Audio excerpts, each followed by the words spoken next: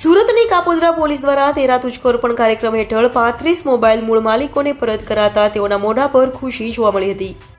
સુરતમાં ગુમ થયેલા કે ચોરાયેલા મોબાઈલ સહિતની વસ્તુઓ મળ્યા બાદ મૂળ માલિકોને પરત લેવા માટે કોર્ટના ધક્કા ખાવા ન પડે તે માટે કોર્ટના આદેશથી પોલીસ મૂળ માલિકોને તેઓની વસ્તુઓ પરત કરે છે। ત્યારે સુરતની કાપોદ્રા પોલીસે પણ તેરા તુજકો અર્પણ કાર્યક્રમ હેઠળ 3,75,000ની કિંમતના 35 મોબાઈલ મૂળ માલિકોને પરત કરતા તેઓએ પોલીસનો આભાર માન્યો હતો। જે આજરોજ કાપોદ્રા પોલીસ સ્ટેશન ખાતે મહેરબાન પોલીસ કમિશનર સાહેબની સૂચના અને માર્ગદર્શન અનુસાર તેરા તુજકો અર્પણનો કાર્યક્રમ રાખવામાં આવેલો।